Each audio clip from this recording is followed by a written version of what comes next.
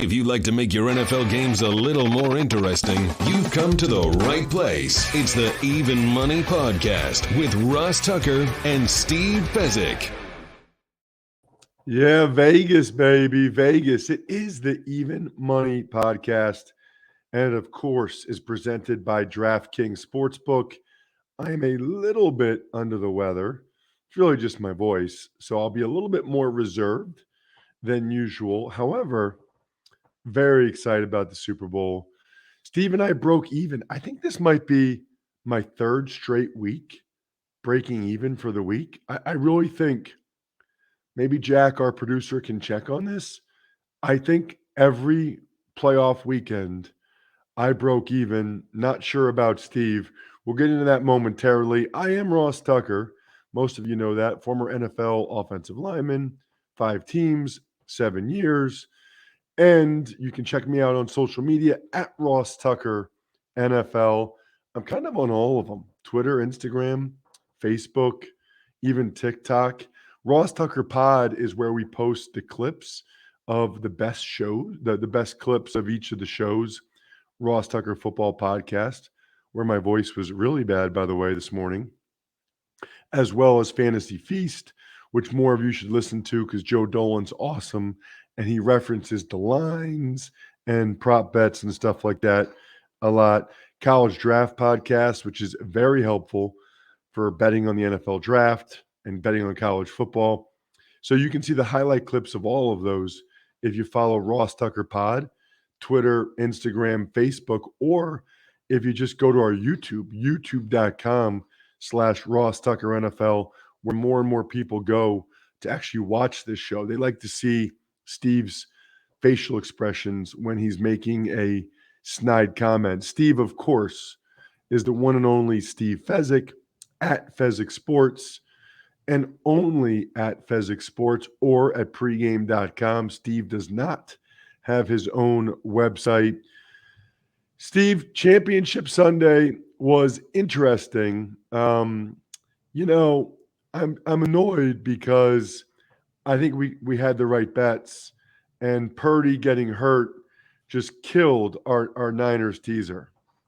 Yeah, teasers have been very good to us, but obviously we were drawing dead early in that game. And I'll go back. I will often talk about live wagering, not something that we can, give out plays on the podcast. But if you were live wagering that Eagles game, you won. You won. It's as simple as that. I refuse to believe there's anyone. If you lost live wagering, you got to contact me and we have to talk, because as soon as Purdy got injured and Josh Johnson came in, or Purdy came back in, or Kyle Juszczyk was getting ready to be quarterback, what possibly would have motivated you to place the bet on the San Francisco 49ers with no offense in that game? You should have been betting Eagles. You should have been betting under. I know I'm past posting. I apologize for that. Anyone who wants to see my accounts, I'd be more than happy to share with you the bets I was actually making, which were all under and Eagles. Tell me, what were the lines during the game, Steve? Obviously, I was on the sideline. What were the games and what bets were you placing? Like, they had to be astronomical lines, astronomical odds. And what did you just keep firing as much as you could? Yeah, so with the initial Purdy injury, there was a huge disparity between books, and this was actually unfortunate in some ways. I saw anywhere from -4.5 to -8 on the Eagles. So I've grabbed some -4.5, -5, etc. And there's uncertainty. We don't know if Purdy's coming back. We don't know the fact that he's got this Tommy John type injury, and he really isn't going to be able to throw the ball the rest of the game. So because of that, we couldn't be certain. But really throughout the game, there was uncertainty associated with the availability of Purdy. And then he did come back, and then it was obvious he couldn't throw the ball at all. And second half, for instance, the Eagles were up 14. And the line was still pick 'em. There was a little extra vig associated with the Eagles. Ross, I mean, the Eagles won 10-0, and I think that was very representative of, if they replayed that, if we got into our time machine and we replayed that second half, I think the Eagles win 10-0 again. I mean, I just think the Niners were not going to be able to score. That is really interesting. Yeah. We'll talk about it in coming weeks, like micro betting. I don't know how much of that you do, Steve. Like you can bet on like a certain drive. Man, you could have crushed it on the Niners when it was clear that Purdy couldn't throw. You could have crushed it on some of those drives on like the micro betting, what's going to happen on this next drive, or like, do they go 3 and out or do they score, any of that stuff? The biggest problem with the micro betting and the live betting is that you have to bet it during the commercial break, because when you're watching it on high definition, you are literally a good 50 seconds behind what's actually happening in real time, such that there's just no time to put in bets. What will the next play be? Will it be successful or not? But you nailed it, Ross. There are prop bets. DraftKings puts those up, flash props. Will a team cross midfield? Will they cross the 20-yard line? Well, the 49ers weren't going to cross anything except for maybe their own goal line with that offense that they had in the game. How do you feel about us getting the Niners at 8.5 on the teaser if Purdy hadn't gotten hurt? It's a great question. I don't think we saw enough data. I think the game was donezo, 5 minutes in. So I think the Niner defense played well enough. The Eagles got less than 4 yards per play.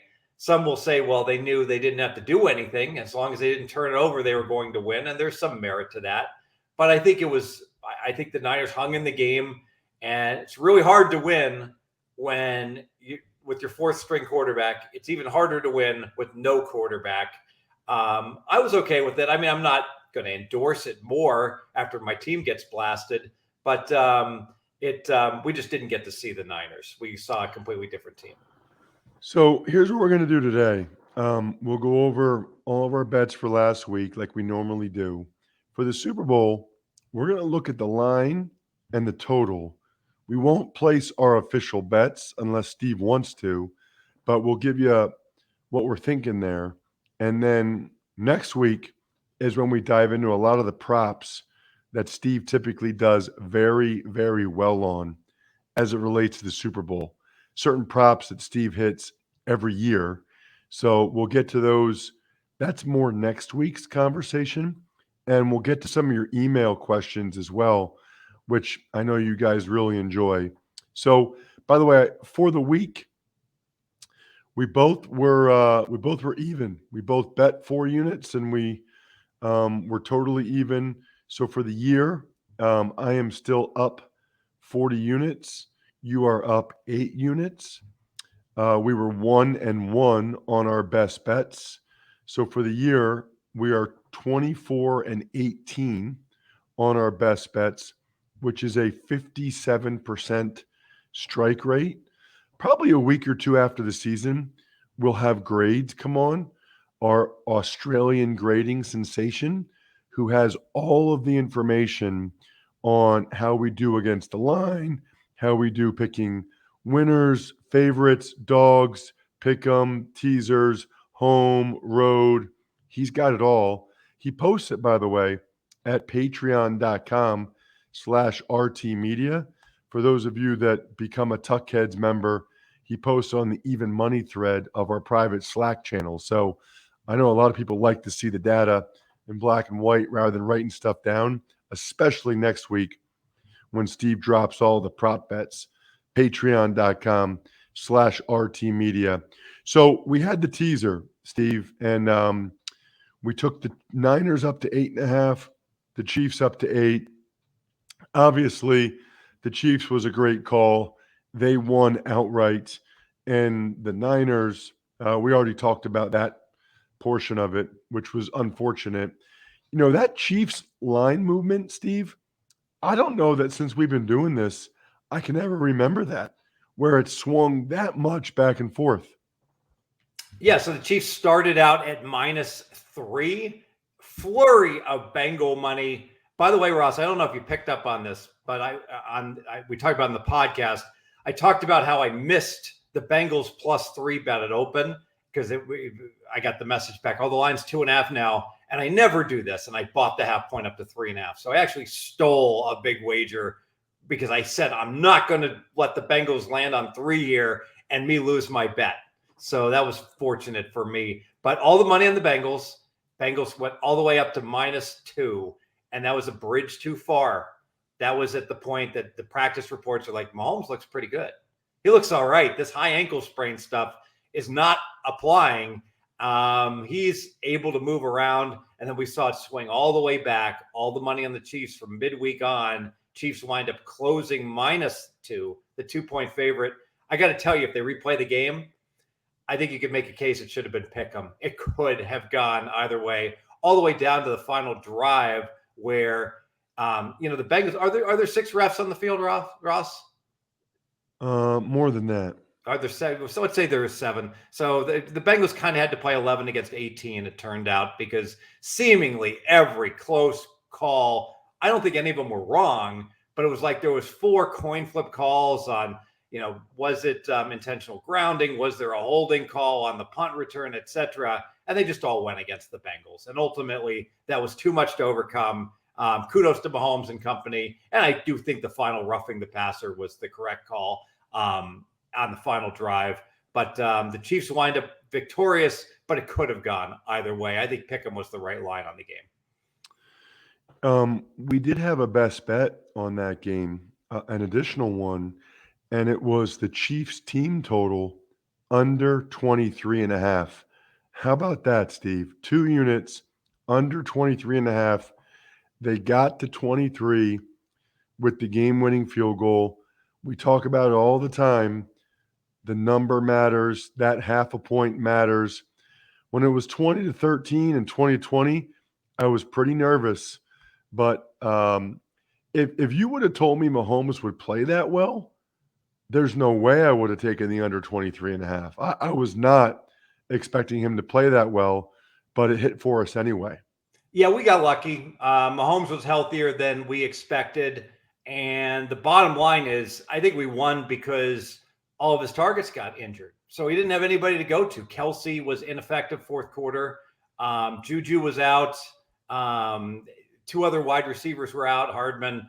How many times can you throw to Valdez-Scantling and Pacheco? That was literally the only 2 guys left as options. And Kansas City did have 100-yardage on the plus side at the end of the first quarter, and then the game turned. And I think a big part of that was all the injuries to the Chiefs receivers. But now they got 2 weeks to get better. I would expect all those guys will probably play. I would agree. We will find out. All right, so I went over everything for those games, which I thought was interesting. We say it all the time, Steve, but if you're breaking even for a weekend, you're really losing. Oh, no question. And with the extra VIG, and we just track how we do with their bets, without, tracking it with the VIG. But we have to wind up ahead because obviously we're paying VIG on our losers. The very best pro bettors, you hear all the time, people like, oh, strive to hit 60%. But the truth is, Ross, you just had a home run year. You're up 40 units. So to put that in perspective, pros strive for 55%. They want to, it's like Sammy Hagar. I need to drive 55. I got 1 foot on the brake. I got 1 foot on the gas. I can't get out of second gear. I got to get to 55 to get out of LA. And if you can hit 55%, your ROI, return on investment, is like 5% on what you're wagering. You can make a tremendous living just with the 3% ROI. You get to 5%, you're living on a golf course. Life is good. 5% return on investment doesn't sound that great. Like compared to like the stock market and stuff like that. Well, it's a 5% return on investment instantaneously over a 3-hour period, not a 1-year annual period. So 5% compounded daily sounds a whole lot better. Not that you're going to put your whole bankroll at risk on any one day, but you could if you're live betting all day long on a Saturday. I'll be as far as to say, if you have $100,000, you know what you're doing, and you're really active in all the markets, and you got tons of outs. It's not unusual that you could bet up as a pro. The pros I know that they'd wind up betting 100,000 in a day. Wow. Yep, and you're right about the compound part of it. I wasn't thinking about that part of it. Quick note. The two best Valentine's Day gifts I can think of for you guys, a story all about your significant other at myfrontpagestory.com. Looks like it's on the cover of the newspaper. It's beautiful. She will love it. Trust me, myfrontpagestory.com. Or how about getting your bathroom remodeled? She would love that. At least get the free consultation, westshorehome.com/Ross. All right, Steve, there's also been a decent amount of movement on the Super Bowl betting line so far. Take us through it.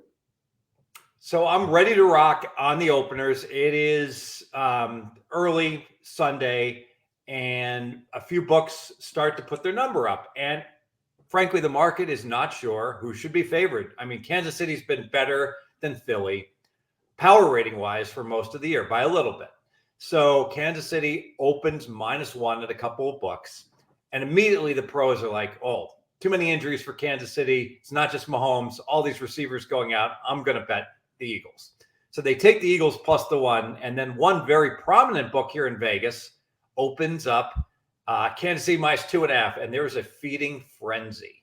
I mean, literally every 15 seconds, that line moves downward. And within 10 minutes, it has gone from Kansas City being favored to Philly being favored. Philly went up to -2. Then they went up to -2.5, and -2.5 hit. That was the stopping point. So come Monday, people are looking at it and they're like, you know what? Kansas City's is the certainly more experienced team. If they're healthy, they should be the favorite. What are they doing catching 2.5? Further, the public is going to see, if they ever saw Mahomes +3, they would bet that immediately. So we're seeing money now coming back in on Kansas City, an eerily reminiscent line move to what we saw, frankly, in the AFC Conference Championship game against Cincinnati, where initially all the money was on the anti-Chiefs. Then the Chiefs money came in. That's what's happening right now. This line at most books is back down to Philly -1.5. That's not fair. At the sharp books, -1.5, but there's still plenty of twos out there, including at DraftKings, where the Eagles still sit.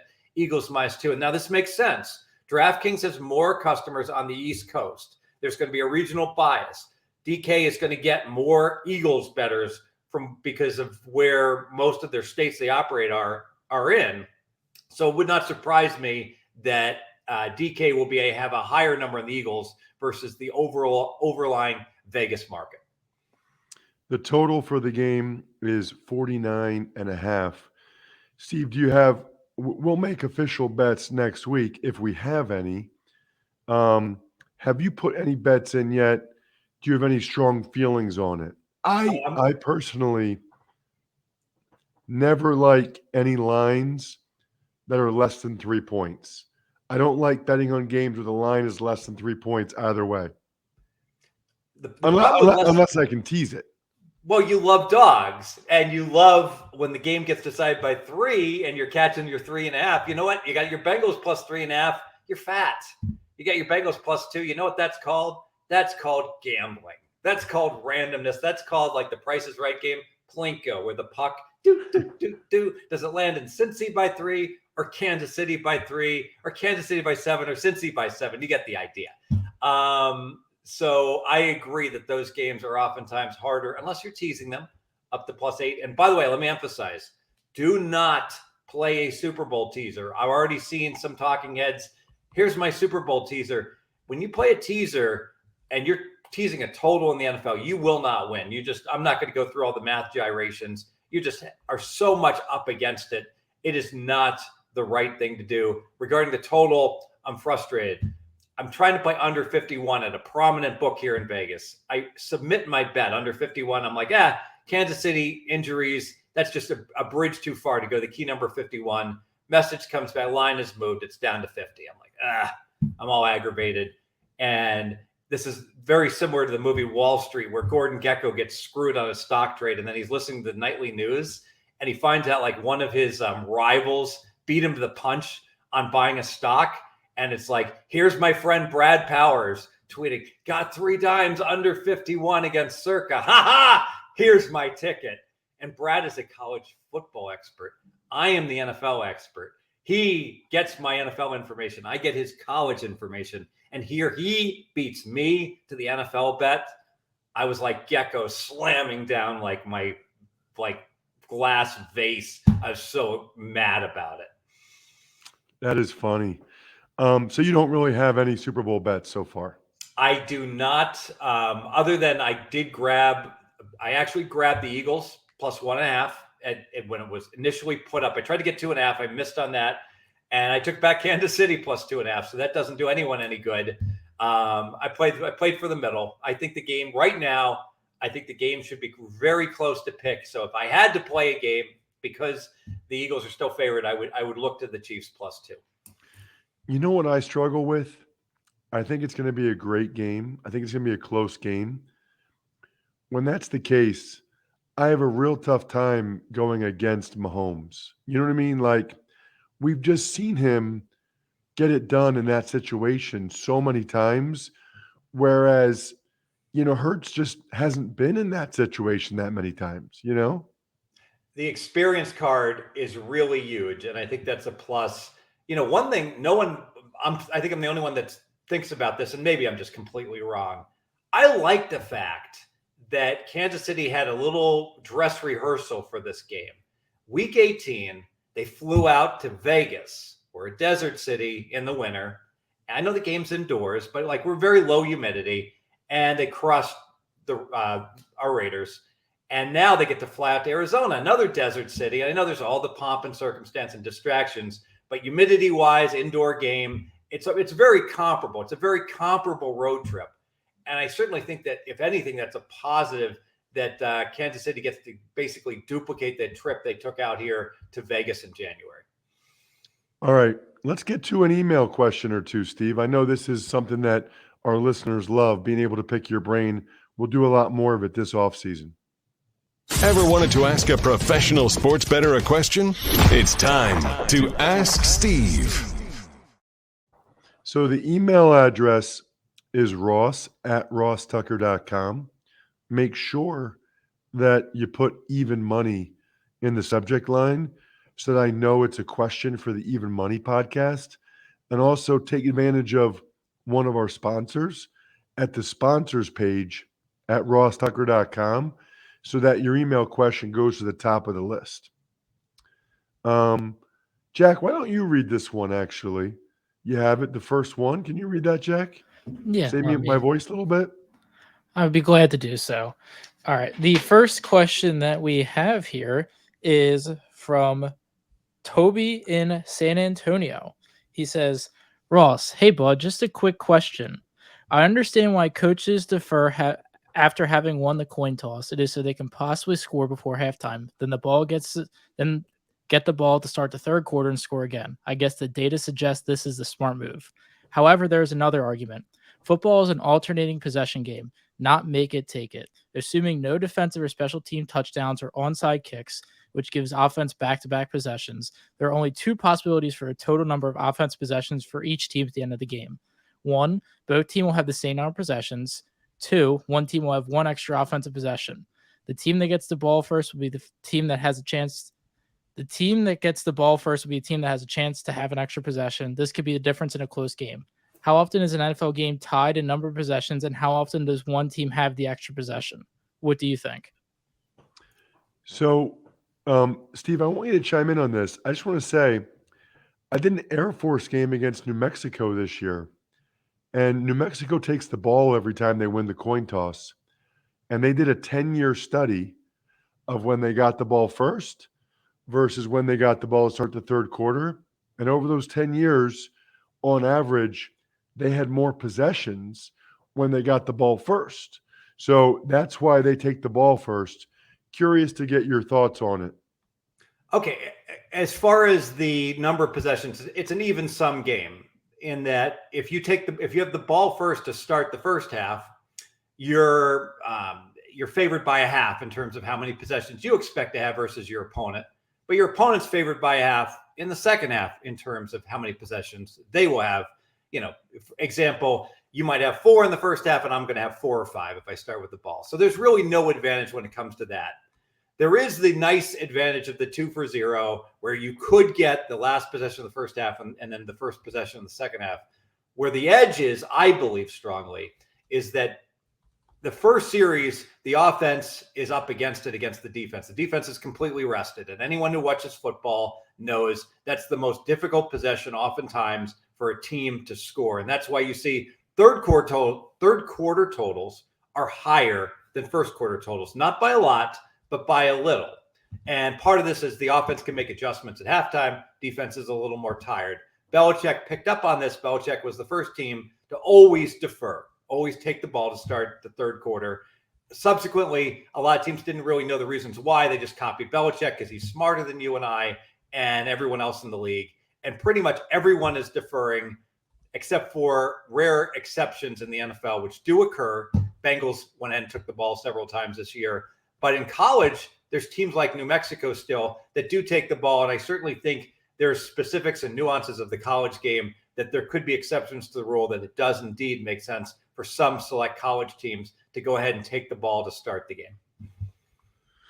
Let's do one more, Jack. This next one comes from Jared, who says, Ross, love your show. Wish Fez would respond to me, but he's too cool. Hitting you up instead. Have a bet I'd like your thoughts on. Ravens over 9.5 at -154. Colts over 9.5 at -167. Eagles over 9 at -167. Giants under 7.5 at -182. Titans under 10 at -182. Parlayed together, they would go for +914. Boosted together, they may go to +1,000. Looking at their schedules, only 2 zero-sum games. Colts versus Eagles, Titans versus Giants. There are 7 games, though, where an over plays an under. Giants versus Colts, Titans versus Colts twice, Titans versus Eagles, Giants versus Eagles twice, Giants versus Ravens. Of the bets I like, I went through all the schedules and keeping 5 bets. 2 zero-sum games was the best I could come up with. Think this is huge value being able to parlay these outcomes. Was hoping to hear your thoughts. Appreciate your time. Sincerely, a sad Australian Browns fan. Well, there's a lot to stomach there. I probably could write like an entire book. Let me address it. I don't like parlaying the season win. Well, first off, if you're going to parlay them, you got to make sure the book gives you true odds and doesn't shave you down based upon what a pricing adjustment for correlation. So if you get the actual true odds, ideally, you'd like to have a anti-correlation. So like if 2 teams in the division, you like to play 1 over and 1 under. Most books don't allow that in terms of the parlays.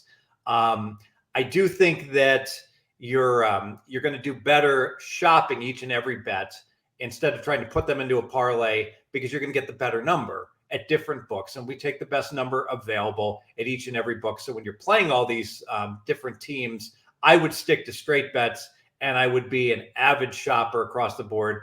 The difference between different books, look at the Eagles this past year. You could have gotten the Eagles over 9 at one point. They closed 10. There was enormous differences in the marketplace in terms of the number that you could have gotten on the Philadelphia Eagles. And ultimately, this is a case where the wise guys were spot on right on the Eagles. No team other than the Saints, I think, took more money than the Eagles. And that number all that movement turned out to be correct, as the Eagles did win 14 games. Check him out on social media at Fezzik Sports. I am at Ross Tucker NFL. Other than that, good luck, everybody. Hope you guys win some money.